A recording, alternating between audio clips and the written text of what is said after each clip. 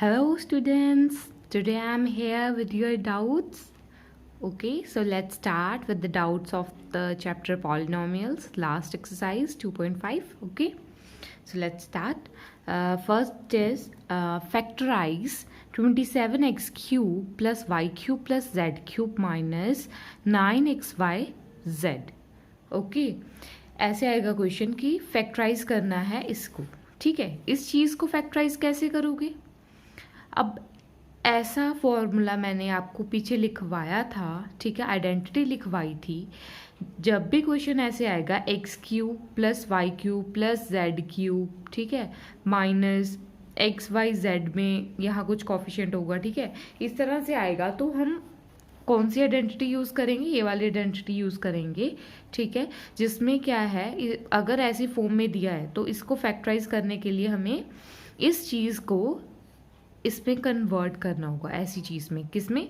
X plus y plus z में into x square plus y square plus z square minus x y minus y z minus z x में. Means इस चीज़ को, ठीक है, दूसरी साइड में कन्वर्ट करना है. ठीक है, अब कन्वर्ट कैसे करेंगे? अगर हमें एक्स वाई और जेड पता लग जाएं, ठीक है, यहाँ से पता लग जाएं क्या है, ठीक है, हम उनकी वैल्यूज़ पुट कर देंगे यहाँ. ठीक है, अब उसको पता कैसे करें? ठीक है, पहले हम देख लेंगे ये किस किस का है. ये क्यूब है ना, एक्स क्यूब. ठीक है, ये किसका क्यूब है? 3x का क्यूब है. ठीक है, तो मैं इसको ऐसे लिख सकती हूँ, 27x क्यूब को मैं ऐसे लिख सकती हूँ 3x क्यूब, क्योंकि 3 3 ज़ा 9 9 3 ज़ा 27. जब क्यूब को ओपन करेंगे यही बन रहा है. ठीक है, अब यहाँ तो कोई कॉफिशिएंट नहीं है, इसका मतलब मैं इसको y का क्यूब लिख सकती हूँ. ठीक है, और यहाँ पे भी नहीं है कोई कॉफिशिएंट, तो मैं इसको z का होल क्यूब लिख सकती हूँ. ठीक है, अब माइनस माइनस होता क्या है? अक्सर हमारा 3xyz होता है ना. अब 3xyz होता है तो मेरे को क्या है, यहाँ 9xyz है. ठीक है, तो मैं क्या इसको ऐसे लिख सकती हूँ 3 इंटू 3xyz. ठीक है, ऐसे भी तो मैं लिख ही सकती हूँ. ठीक है, अगर मैं इसको ध्यान से देखूं, ठीक है, तो मेरे पास ये क्या बन रहा है? एक्स क्यूब क्या बन गया मेरे पास? 3x क्यूब, मतलब x क्या होगा? 3x. ठीक है, अगर x क्यूब 3x का होल क्यूब है, ठीक है, ये क्यूब क्यूब सेम होगी. अब चीज़ मतलब अंदर वाली चीज़ भी सेम होगी, मतलब x अब हम मेरा 3x बन गया, y तो y रह गया और z भी z रह गया मेरा. अब मेरे को ये पता लग गया कि जहाँ जहाँ इधर x है वहाँ मैं क्या लिखूंगी? 3x. ठीक है, बाकी y और z एज इट इज़ लिखूंगी. तो x की जगह मैं यहाँ क्या लिखूंगी? 3x, और y की जगह y ही रहने दूंगी, z की जगह z ही रहने दूंगी. ठीक है, आगे ये x स्क्वायर है तो x क्या है मेरे पास? 3x. x स्क्वायर क्या होगा? 3x का square plus y square z square तो सेम ही है. ठीक है, माइनस एक्स वाई. अब माइनस एक्स क्या है मेरे पास? 3x. वाई तो वाई रहेगा, माइनस वाई जेड तो सेम ही है, जेड एक्स. एक्स क्या है मेरे पास? 3x. बस अब आंसर क्या आ जाएगा आपके पास? इसको मैं अगर लिखूं तो ये आंसर आ जाएगा 3x plus y plus z into 3x का स्क्वायर क्या हो गया? 9x square. 3 3 ज़ा 9, 3 का स्क्वायर करो पहले. 3 का स्क्वायर क्या आ गया? 9. x का स्क्वायर क्या आ गया? x square. ठीक है, plus y square plus z square minus 3xy minus y z minus 3xz. ठीक है, दैट इज योर आंसर. ये आंसर हो गया आपका. ठीक है, जब भी नेक्स्ट स्टेप लिखते हो ना ऐसे इस तरह से या एरो लगा दिया करो कि ताकि पता लग जाए ये नेक्स्ट स्टेप है, फिर इसके बाद ये नेक्स्ट स्टेप है. ठीक है, अगर 2 लाइन में भी आ रहा है तो मेरे को पता है यही सेम स्टेप चल रहा है.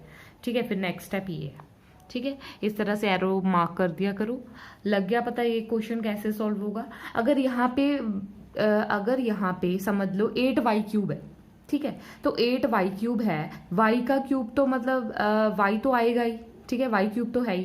8 मतलब 8 किसका क्यूब है? पहले मैं ये सोचूंगी 8 किसका क्यूब है? 2 का क्यूब है. तो यहाँ पे क्या आ जाना था? 2. और जहाँ जहाँ मैंने y यहाँ पुट किया हुआ है वहाँ पे 2y पुट करना था.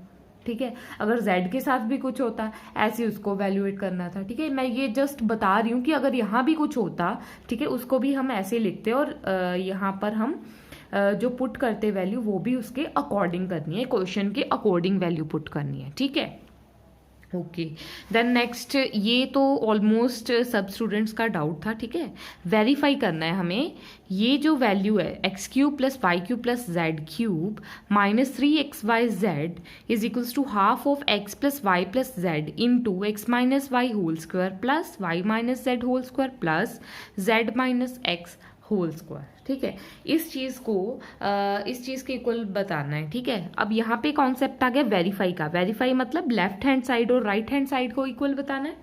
अगर दोनों लेफ्ट हैंड साइड को और राइट हैंड साइड को इक्वल बताना है तो हम क्या करेंगे, या तो हम ये वाली साइड सॉल्व कर लें, लेफ्ट हैंड साइड सॉल्व कर रहे हैं और राइट हैंड साइड के जैसे ही उसको बना दें, ठीक है। एक मेथड ये हो सकता है, या फिर हम राइट हैंड साइड सॉल्व कर लें, ठीक है, उसको क्या करें हम लेफ्ट हैंड साइड के इक्वल बता दें, ठीक है। मैं आपको एक ही मेथड बता रही हूँ, मैं यहाँ पे राइट हैंड साइड सॉल्व कर रही हूँ, क्यों, क्योंकि मुझे वो थोड़ी सी कॉम्प्लेक्स लग रही है, ठीक है। तो मैं क्या करूँगी, यहाँ क्या है मेरे पास हाफ, ये इसको तो मैं अभी इसको ऐसे ही रहने दूंगी x plus y plus z. पहले मैं इनके स्क्वायर्स को ओपन करूंगी। अच्छा, इनके स्क्वायर्स को कैसे ओपन करूं, ये यहाँ ध्यान से देखो, ये a माइनस बी का होल स्क्वायर नहीं बन रहा, यहाँ भी a माइनस बी का होल स्क्वायर बन रहा है और यहाँ भी। तो मैं a माइनस बी का होल स्क्वायर वाली आइडेंटिटी अप्लाई कर दूंगी। यहाँ क्या होता है a माइनस बी का whole square, a square minus 2ab plus b square, यही होता है। तो मैं लिखूंगी ये क्या है, a, ये b है, a माइनस बी का whole square that is a square minus 2 into a into b, ठीक है, प्लस बी स्क्वायर, बी क्या है यहाँ वाई, ठीक है। आगे साइन कौन सा है, प्लस का, प्लस, ठीक है। आगे वाई माइनस जेड का होल स्क्वायर, ये भी ए माइनस बी का होल स्क्वायर है, तो यहाँ ए स्क्वायर कर दो, यहाँ ए स्क्वायर क्या है, यहाँ वाई स्क्वायर, ठीक है। माइनस 2ab क्या हो गया, माइनस 2yz, ठीक है, प्लस बी स्क्वायर क्या हो गया, यहाँ प्लस के जेड स्क्वायर, ठीक है।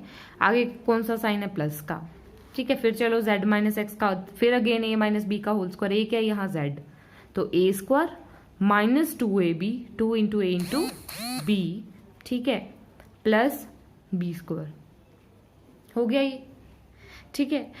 अब ध्यान से देखना इस स्टेप को, अभी मैं टर्न करूंगी पेज को, पहले यहाँ देख लो, देखो ये भी एक्स स्क्वायर है, ये भी x square, x square plus x square 2x square हो गया, ठीक है। Y square plus y square क्या हो गया, 2y स्क्वायर, ठीक है। Z square plus z square क्या हो गया, 2z स्क्वायर, ठीक है। बाकी टर्म्स तो एज इट इज आ जाएंगी, ये तीन वाली, ये तीनों तो मैं एज इट इज लिख लूंगी, और इन सबको मैं एक्स स्क्वायर में एक्स स्क्वायर ऐड कर दूंगी, वाई स्क्वायर में मैं वाई स्क्वायर ऐड कर दूंगी, जेड स्क्वायर में मैं जेड स्क्वायर ऐड कर दूंगी, ठीक है। तो मेरे पास इक्वेशन क्या बनेगी, ये मैं नेक्स्ट पेज पे बता रही हूँ, ठीक है। मेरे पास इक्वेशन क्या बनेगी, मेरे पास हाफ ऑफ, आगे वाला तो एज इट इज लिखा रहने दो, x plus y plus z, ठीक है, इंटू 2x स्क्वायर बन गया था मेरे पास, 2 ही मेरे पास वाई स्क्वायर बन गया था पीछे, ठीक है, 2 ही जेड स्क्वायर बन गया था। बाकी कौन कौन सी टर्म बची थी हमारे पास, एक तो मेरे पास 2xy, 2yz एंड 2zx, यही तीन टर्म्स बची थी, और ठीक है। तो मैं लिख दूंगी माइनस के 2xy माइनस के 2yz एंड माइनस के 2zx, यही टर्म बची थी, ठीक है। अब देखो इन सब टर्म्स में 2 कॉमन आ रहा है, ठीक है, सब में आ रहा है ना 2, तो मैं 2 को बाहर ले सकती हूँ। मैंने क्या किया, यहाँ से मैंने 2 बाहर निकाला और यहाँ लिख दिया। अब ये तो कैंसिल ही हो गया, बाकी चीजें एज इट इज लिख लो। क्या आ गया ये, x square plus y square plus z square minus x y minus y z minus z x, ये बच गया। अब ध्यान से देखना, ये क्या है आपके पास, ये फॉर्मूला नहीं है, किसका फॉर्मूला है ये, x cube plus y cube plus z cube minus 3xy z, यही फॉर्मूला है, ठीक है। अब ये क्या बन गई, राइट हैंड साइड हमारी ये आ गई, ठीक है। यहाँ पे ब्रैकेट में फॉर्मूला मेंशन कर देना, ठीक है, मैंने मेंशन नहीं किया, आप यहाँ मेंशन कर देना कि आइडेंटिटी यूज किया, फॉर्मूला यूज किया है, ठीक है। अब देखो राइट हैंड साइड भी क्या यही बन गया लेफ्ट हैंड साइड की तरह, देखो इधर यही बन गया ना पीछे, देखो x cube plus z cube minus, ठीक है। This means left hand side is equal to right hand side, hence we have verified it, ठीक है, हमने वेरीफाई कर दिया। अब चलते हैं नेक्स्ट क्वेश्चन पे, ठीक है। नेक्स्ट क्वेश्चन क्या है, 13th क्वेश्चन। उसमें क्या है हमारे पास, उसने बोला है कि अगर x plus y plus z का सम 0 आ जाए, ठीक है, अगर सम 0 आ जाए तो हमने ये बताना है, ये शो करना है कि x cube plus y cube plus z cube 3xyz के इक्वल है, ठीक है। ये वेरी सिंपल है, जस्ट फॉर्मूला से आंसर आने वाला है हमारे पास, क्योंकि मुझे पता है इसका फॉर्मूला है, ठीक है। फॉर्मूला लिखो पहले, ये शो करना है ना हमने ये, ठीक है। इस क्वेश्चन को हम ऐसे भी स्टार्ट कर सकते हैं, गिवन दैट शो वाले क्वेश्चन है ना, उसमें हम लिखते हैं पहले कि गिवन क्या है। Given that this x plus y plus z is equals to 0, ठीक है।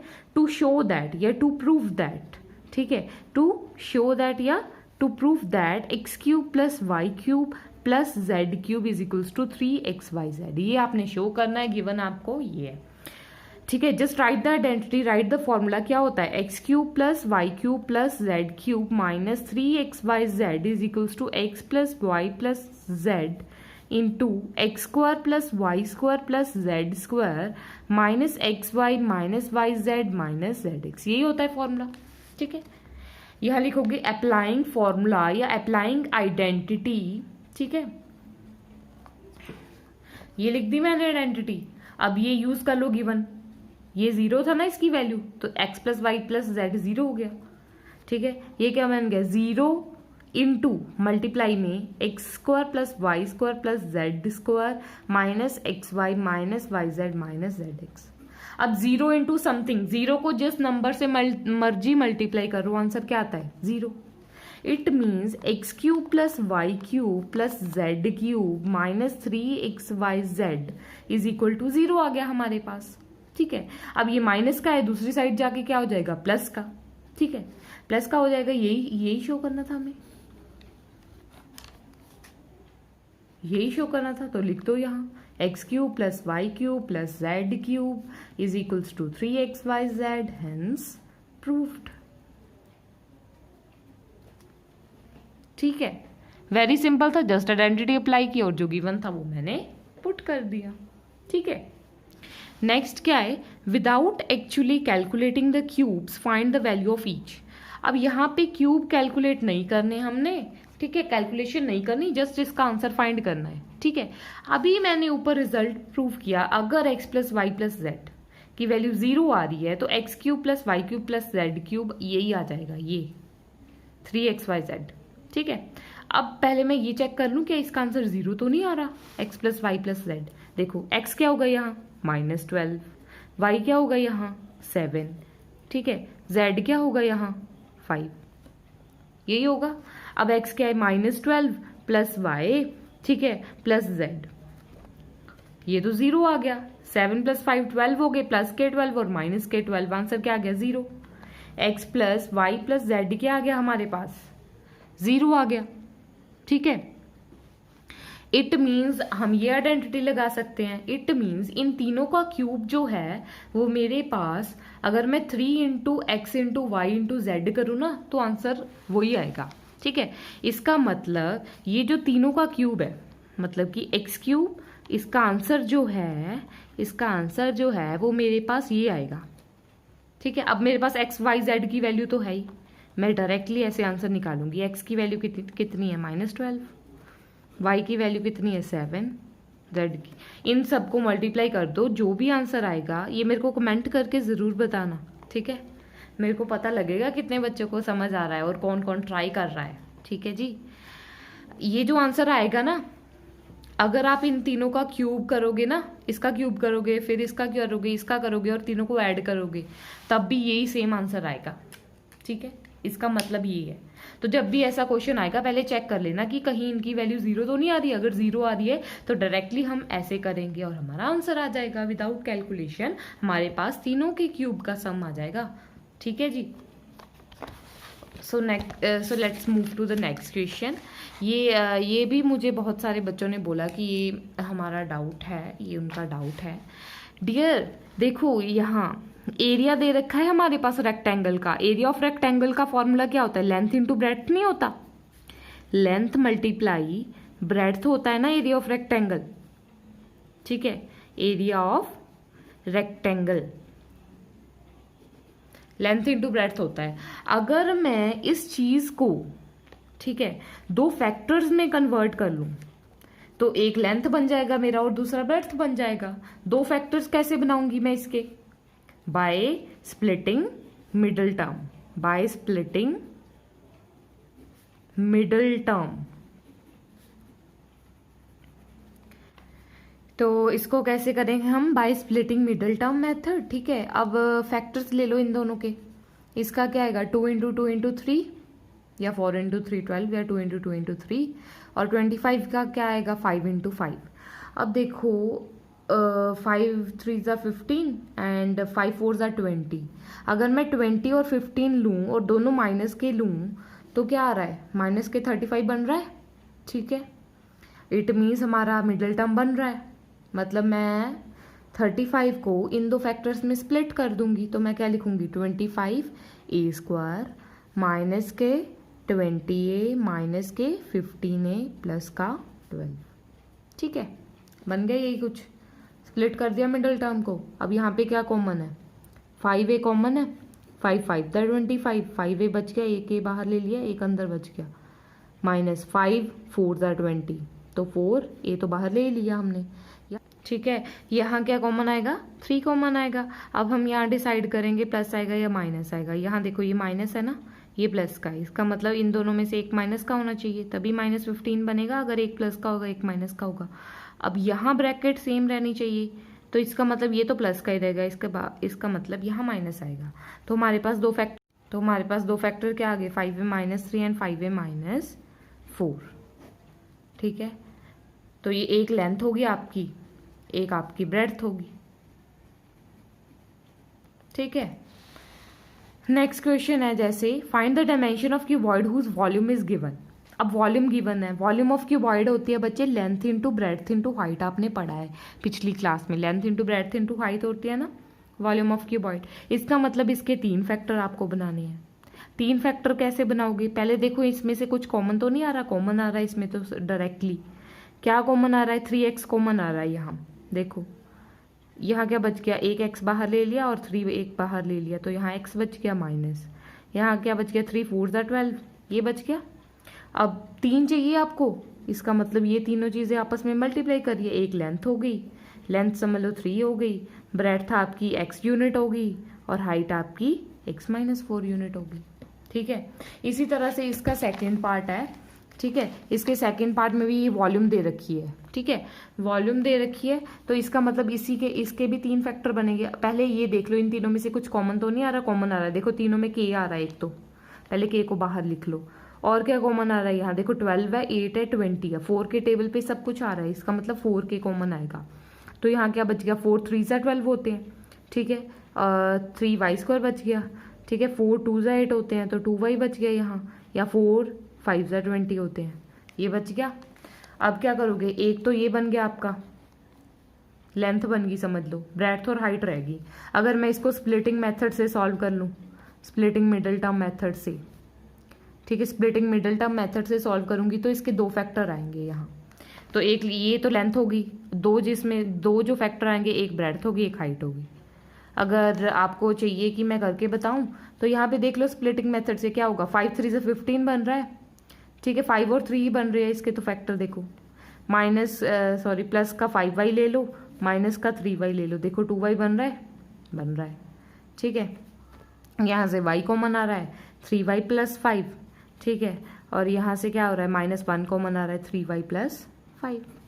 तो y -1 एक फैक्टर बन गया, दूसरा 3y + 5 बन गया। ठीक है, इसको स्प्लिट करके, और 4k तो था ही आगे। अब ये बन गई आपकी, समझ लो लेंथ बन गई, ये आपकी ब्रेड्थ बन गई और ये हाइट बन गई। यही बोला था उसने फाइंड करने को कि लेंथ ब्रेड्थ और हाइट फाइंड करो। ठीक है, वॉल्यूम आपको गिवन है। ठीक है, ऐसे ही पीछे एरिया में था। एरिया में भी क्या था? उसमें क्या था? ये एरिया है तो लेंथ इंटू ब्रेड्थ है, मतलब स्प्लिटिंग मिडल टर्म से इसके 2 फैक्टर फाइंड कर लो, एक लेंथ होगा एक ब्रेड्थ होगा। ठीक है, आई होप कि आपको समझ आ गया होगा। ठीक है, जो भी मैंने समझाया इसमें। ठीक है, so keep practising, keep remain motivated. ठीक है, so thank you for watching, thank you so much.